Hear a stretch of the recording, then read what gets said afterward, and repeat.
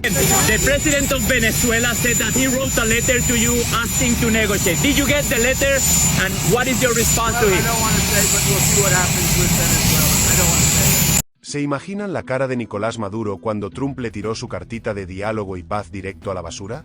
Porque sí, mis panas, el dictador de Miraflores intentó hacerse el diplomático con el gringo y le salió el tiro por la culata de la manera más épica posible.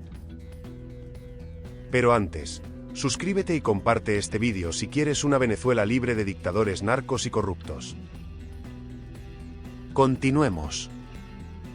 La Casa Blanca no solo rechazó su invitación al diálogo, sino que la portavoz Caroline Leavitt le dio una cachetada verbal que se sintió hasta en los cerros de Caracas, calificando el mensaje del bigotudo como plagado de mentiras y confirmando que para Estados Unidos, Maduro sigue siendo tan ilegítimo como un billete de 3 bolívares. Pero esto no es solo una bofetada diplomática, mis queridos televidentes, esto es el inicio de una escalada que tiene al régimen chavista más nervioso que cucaracha en gallinero, porque mientras Maduro mandaba su cartita pidiendo paz y amor, Trump ya tenía desplegada una flotilla de 8 buques de guerra y una decena de cazas F-16 patrullando el Caribe como si fuera su patio trasero, volando en pedazos lanchas narcotraficantes con misiles que cuestan más que el presupuesto anual de una alcaldía venezolana. La situación se pone color de hormiga cuando analizamos los tiempos, porque resulta que la famosa carta de Maduro, que se dio a conocer el domingo pasado como si fuera una exclusiva mundial, en realidad fue enviada poco después del primer ataque estadounidense en el Caribe a principios de septiembre. Lo que significa que el dictador ya sabía que le venía la tormenta encima y trató de hacer daño control como político desesperado en campaña. En esa carta, que probablemente redactó Jorge Rodríguez con su típica prosa revolucionaria de bachillerato, Maduro le decía a Trump con toda la cara dura del mundo: "Lo invito, presidente, a preservar la paz con diálogo y entendimiento en todo el hemisferio". Como si él fuera el embajador de la paz y no el mismo tipo que tiene a Venezuela convertida en un narcoestado donde la gasolina vale más cara que en Miami y donde conseguir un pollo es más difícil que encontrar un chavista honesto. Pero aquí viene lo bueno, porque Trump no es precisamente conocido por su diplomacia sutil, y la respuesta fue tan contundente que hasta los propios chavistas deben estar preguntándose si no era mejor quedarse callados. Caroline Leavitt, la portavoz de la Casa Blanca que tiene más temple que Diosdado Cabello en una sesión de la Asamblea Nacional, fue clara como el agua de Evian. La postura de Estados Unidos hacia el régimen venezolano no ha cambiado ni un milímetro, Maduro sigue siendo ilegítimo, y Trump está dispuesto a usar todos los medios necesarios para frenar el tráfico de drogas que sale de Venezuela, como si fuera una fábrica de Coca-Cola pero de cocaína. Y cuando dicen todos los medios necesarios, no se refieren precisamente a mandar cartas de protesta a la OEA, sino a esos misiles que están convirtiendo las lanchas narcotraficantes en fuegos artificiales acuáticos. La operación militar estadounidense en el Caribe no es ningún juego de niños, mis estimados seguidores de Voces del Presente.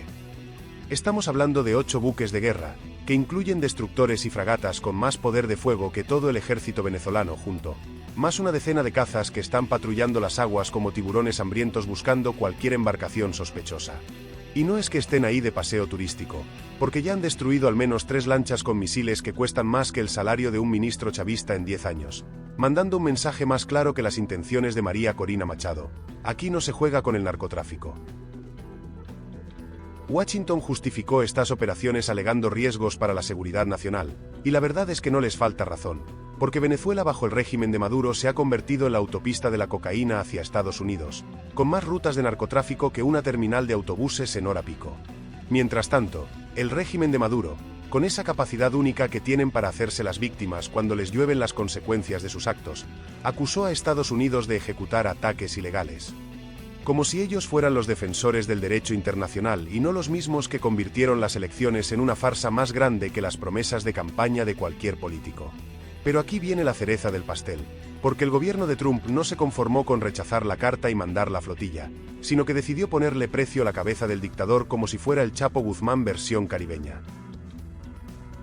50 millones de dólares, mis panas, 50 millones de dólares verdes, de los que compran casas en Miami y no de los que se devalúan cada vez que Maduro abre la boca. Esa recompensa por la captura de Nicolás Maduro lo convierte oficialmente en el hombre más buscado del hemisferio, superando incluso a algunos narcos mexicanos que deben estar pensando en cambiar de profesión. La acusación es que Maduro lidera un cártel internacional de drogas, lo cual, seamos honestos, no es exactamente una sorpresa para nadie que haya estado prestando atención a lo que pasa en Venezuela en los últimos años. Cuando tienes a militares de alto rango involucrados en narcotráfico, cuando los sobrinos de la primera dama están presos en Estados Unidos por tráfico de cocaína, y cuando tu país se convierte en el principal punto de salida de drogas hacia Norteamérica, no es muy difícil conectar los puntos. Es como si Sherlock Holmes investigara un caso donde el asesino dejó su cédula de identidad en la escena del crimen. La situación se vuelve aún más interesante cuando analizamos las reacciones dentro del propio chavismo, porque aunque públicamente todos hacen coro con la línea oficial de imperialismo yanqui y agresión injustificada, en privado debe haber más nervios que en una reunión de padres de familia cuando llegan las calificaciones. Porque una cosa es lidiar con sanciones económicas y otra muy diferente es tener una flotilla de guerra estadounidense patrullando tus costas como si fuera el patio de su casa, destruyendo todo lo que se mueva de manera sospechosa. Y hablando de reacciones, imagínense la cara de Jorge Rodríguez cuando se enteró de que su carta diplomática había sido calificada como plagada de mentiras por la Casa Blanca. El mismo Jorge Rodríguez que se las da de gran negociador internacional y que probablemente pensó que con unas cuantas frases bonitas sobre paz y diálogo iba a ablandar al gobierno estadounidense. Debe estar más frustrado que Javier Milei cuando le preguntan sobre el peso argentino, porque su estrategia de relaciones públicas se estrelló contra la realidad más rápido que la economía venezolana. La verdad es que esta situación pone en evidencia la desesperación del régimen chavista, que está viendo cómo se le cierran todas las opciones. Por un lado, tienen la presión interna de una población que ya no se traga el cuento de la guerra económica y que cada día está más harta de hacer cola para comprar pan como si fuera el último iPhone. Por otro lado, tienen la presión internacional de un gobierno estadounidense que claramente no está dispuesto a seguir jugando al diplomático educado y que prefiere hablar el idioma que mejor entienden los dictadores, el de la fuerza. Pero lo más divertido de todo este circo es ver cómo los voceros del régimen tratan de vender esta humillación como una victoria. Seguramente en VTV ya están preparando un programa especial donde van a explicar cómo el rechazo de Trump a la carta de Maduro es en realidad una demostración de la dignidad bolivariana y de cómo Venezuela no se doblega ante el imperio. Van a sacar a Diosdado Cabello a decir que esto demuestra que Estados Unidos le tiene miedo a Venezuela, como si una flotilla de guerra fuera una señal de temor y no de superioridad militar absoluta. Y mientras tanto, los venezolanos comunes y corrientes, esos que no tienen guardaespaldas ni cuentas en Suiza, siguen preguntándose cuándo van a poder comprar carne sin tener que vender un riñón, cuándo van a tener electricidad las 24 horas del día, y cuándo van a poder salir a la calle sin miedo a que los atraquen por un teléfono que en cualquier otro país sería considerado obsoleto. Porque mientras Maduro juega a ser diplomático internacional y Trump le responde con misiles, la gente sigue haciendo malabares para sobrevivir en un país que tiene más petróleo que Arabia Saudita, pero donde conseguir gasolina es una odisea épica. La escalada militar también tiene implicaciones regionales que van más allá de la relación bilateral entre Estados Unidos y Venezuela. Colombia, que comparte una frontera de más de 2.000 kilómetros con Venezuela, debe estar viendo esta situación con una mezcla de alivio y preocupación. Alivio porque finalmente alguien está tomando medidas contundentes contra el narcotráfico que ha convertido esa frontera en un colador. Pero preocupación porque cualquier escalada militar en la región puede tener consecuencias impredecibles. Brasil, por su parte, que bajo Lula había tratado de mantener una posición más neutral hacia el régimen de Maduro, ahora se encuentra en una posición incómoda. Porque una cosa es hacer declaraciones diplomáticas sobre no intervención y otra muy diferente es tener una operación militar estadounidense de esta magnitud prácticamente en tu patio trasero. Itamaraty debe estar trabajando horas extras tratando de encontrar una posición que no los ponga ni del lado de Estados Unidos ni del lado de Maduro, lo cual es más difícil que encontrar un economista que entienda la inflación venezolana. ¿Y qué decir de los aliados tradicionales del régimen chavista? Rusia, que tanto ha invertido en mantener a Maduro en el poder, debe estar evaluando si vale la pena seguir apostando por un caballo que cada día parece más cerca de la línea de meta equivocada. China, con su pragmatismo característico, probablemente ya está calculando cómo proteger sus inversiones en Venezuela sin quedar del lado perdedor de esta confrontación. Porque los chinos son muchas cosas, pero tontos no son, y saben reconocer cuando es hora de cambiar de estrategia. Irán, el otro gran aliado del régimen, debe estar especialmente nervioso porque ellos saben mejor que nadie lo que significa tener a Estados Unidos decidido a aplicar presión máxima. Los ayatolás han visto cómo las sanciones estadounidenses pueden estrangular una economía, y ahora están viendo cómo una demostración de fuerza militar puede cambiar completamente el tablero geopolítico. Seguramente en Teherán ya están reconsiderando cuánto están dispuestos a arriesgar por mantener su alianza con Caracas. Pero volviendo al tema central, la recompensa de $50 millones por Maduro no es solo una cifra simbólica, es una declaración de intenciones que cambia completamente las reglas del juego. Porque cuando Estados Unidos pone precio a la cabeza de alguien, históricamente hablando, esa persona no suele tener un final muy feliz. Pregúntenle a Osama Bin Laden, pregúntenle a Saddam Hussein, pregúntenle a cualquiera de los narcos colombianos que terminaron sus días en una cárcel estadounidense o en una tumba prematura. Esta recompensa también significa que cualquier persona en el círculo cercano de Maduro ahora tiene un incentivo económico gigantesco para traicionarlo. 50 millones de dólares es suficiente dinero para comprar la lealtad de cualquier general, de cualquier ministro, de cualquier guardaespaldas. Es más dinero del que la mayoría de los chavistas han visto en toda su vida, y es suficiente para vivir como rey en cualquier país del mundo que no tenga tratado de extradición con Estados Unidos. Imagínense las conversaciones que deben estar teniendo lugar en Miraflores ahora mismo. Cada vez que Maduro entra a una reunión, debe estar preguntándose quién de los presentes está calculando mentalmente cuántas mansiones en Miami puede comprar con 50 millones de dólares. Cada vez que alguien se acerca demasiado, debe estar pensando si viene a darle un abrazo o a entregarlo a la DEA. La paranoia debe estar más alta que los precios en los supermercados venezolanos. Y hablando de paranoia, imagínense cómo debe estar durmiendo Maduro ahora. Porque una cosa es saber que eres impopular en tu país, y otra muy diferente es saber que hay una recompensa millonaria por tu cabeza. Debe estar cambiando de habitación cada noche, probando la comida con catadores como si fuera un emperador romano, y mirando con desconfianza hasta su propia sombra. Debe tener más miedo que un turista en Petare a medianoche.